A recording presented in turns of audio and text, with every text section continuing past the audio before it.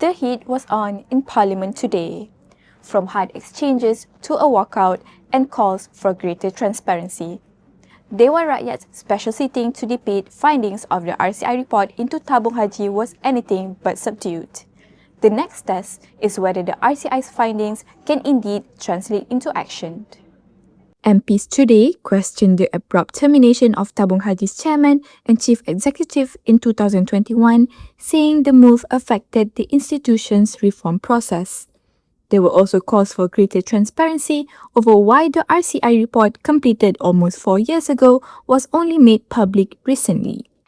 Bersatu President Tan Sri Muhyiddin Yassin called for a comprehensive and independent forensic audit within a year to trace the flow of funds and identify possible fraud, abuse of power, and negligence. Barisan Nasional and Pakatan Harapan lawmakers also called for a new RCI to examine Tabung Haji's management from 2021 to 2025 beyond the 2014 to 2020 period covered by the current inquiry.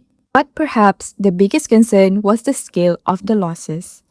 Second Finance Minister Datuk Sri Amir Hamzah Azizan said the 14 problematic investments identified by the RCI resulted in estimated losses of nearly 13 billion ringgit.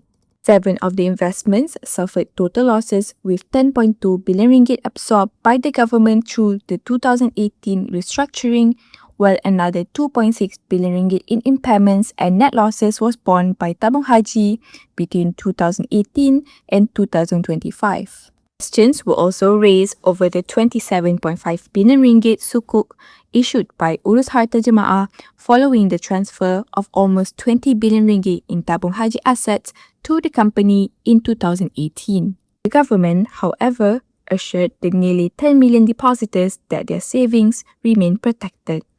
Amir Hamzah said the government had stepped in with a 10.2 billion ringgit bailout in 2018 to restore Tabung Haji's financial position and protect depositors' savings.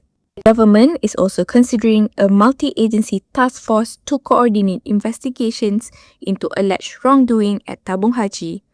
Amir Hamzah stressed that no one found responsible would be protected, with completed forensic reports to be handed over to the relevant authorities for further investigation and enforcement action.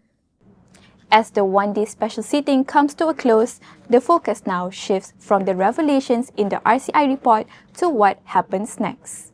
With investigations ongoing, the real test will be whether the remaining reforms are carried out and whether the mistakes highlighted by the RCI are not repeated.